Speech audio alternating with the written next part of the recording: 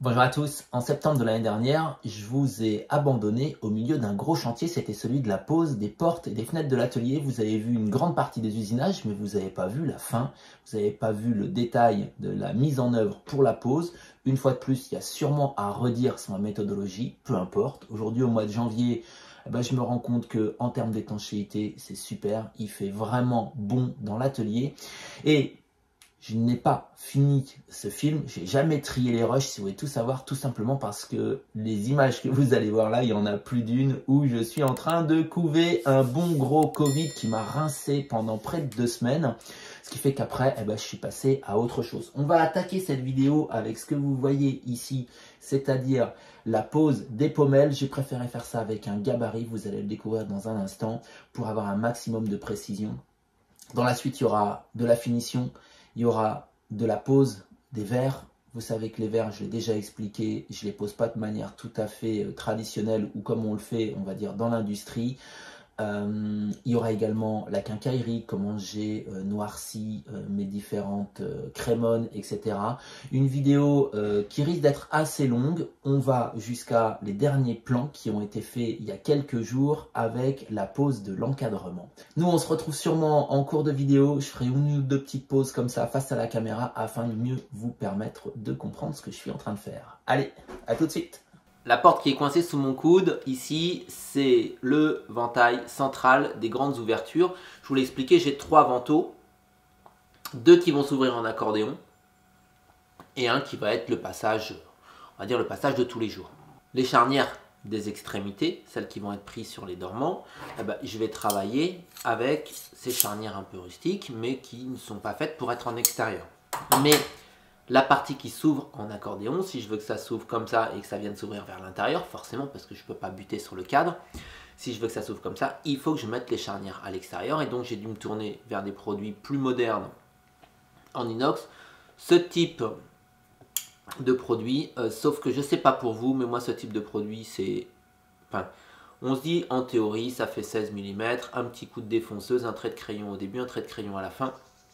Je me retrouve toujours avec des imprécisions, une charnière qui porte plus que l'autre, je crois que c'est des pommelles que ça s'appelle. Enfin bref, j'ai pas un super boulot, donc je voulais retrouver une facilité de pose, d'autant plus que j'en ai quand même 8 à poser, donc 16 usinages. Je voulais me retrouver avec une facilité de pose et surtout la possibilité de faire une pose qui soit précise, sans mesure.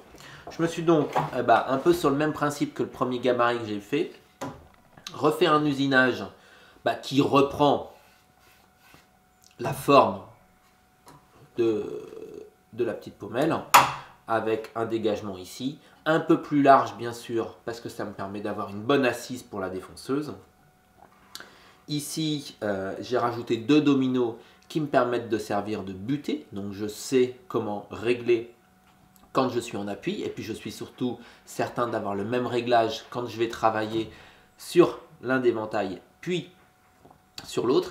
Et après pour ce qui est de la position, le premier je me mets à fleur ici, le deuxième puisque j'en mets 2 sur le haut je me mets à fleur avec une petite pige, le troisième j'ai une autre pige un peu plus grande et le quatrième en bas je le mets à fleur de la partie basse. À partir du moment où j'ai mes 2 portes qui sont rigoureusement de la même dimension, tout est aligné sans que j'ai pris aucune mesure. Et ça, vraiment, ça me rassure. En termes d'usinage, je travaille simplement avec une petite fraise à copier qui va venir suivre le contour de mon logement. Au passage, vous pouvez remarquer que le gabarit, il a également l'avantage de récupérer la largeur de cette baguette qui permet d'épouser la forme en mouton et gueule de loup. Donc voilà, je suis très satisfait, ça va très vite, ça marche très bien au niveau de ce gabarit. Pour la fixation, j'ai repris ces fameux serre-joints en queue d'aronde qui fonctionnent tellement bien pour la conception des montages d'usinage.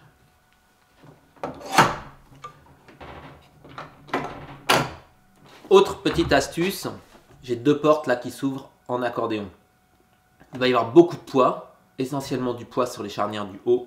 Les charnières du haut, ce que je fais, c'est que je donne un petit tour au niveau de la défonceuse pour on va dire usiné. Là, je mets 4 dixièmes de plus, donc ça fait quand même 8 dixièmes au total pour resserrer un peu le haut sur ces charnières qui vont travailler énormément.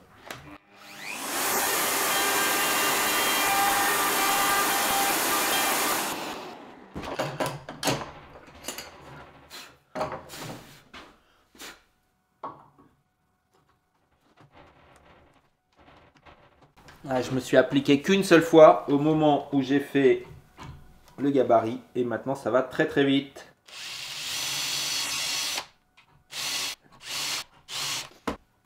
Hop, ma pige et je passe au deuxième.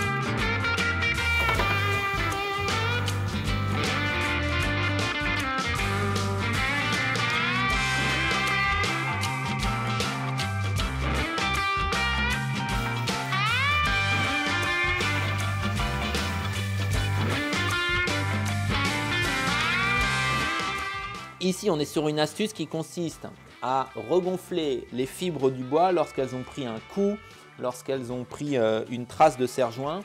Ça va fonctionner à une condition, c'est que les fibres n'aient pas été brisées. Ici, à mon avis, je suis un peu au-delà de, on va dire, de ce qui peut se récupérer. Mais en attendant, on mouille la fibre, on prend le fer à repasser coton lin, donc très très chaud, quasiment à fond. Un tissu de coton et on sature d'eau et on envoie la vapeur. On va regonfler et on va tout récupérer. Et ce qui est intéressant, ou plutôt ce qui est extrêmement important, c'est de comprendre que c'est presque obligatoire. C'est-à-dire, qu'est-ce qui se passe? Ici, j'ai des traces tout du long. J'avais plus que des petits serre-joints, j'ai fait des traces. Si je passe mon coup de ponçage ici, que je récupère mes petits défauts, je ne vais creuser, je ne vais poncer que là où il n'y a pas les creux. Et je vais remettre de niveau. Mais au moment où je vais appliquer ma finition, surtout si c'est une finition aqueuse, mon bois va se réhydrater, va regonfler. Et là où j'avais quelque chose de lisse, ça va me faire une bosse. Tout simplement parce qu'en ponçant, j'ai creusé à côté. Donc c'est vraiment important de faire ce rattrapage. Ben non, j'ai tout rattrapé. C'est vraiment, vraiment important de faire ce rattrapage avant de faire le ponçage.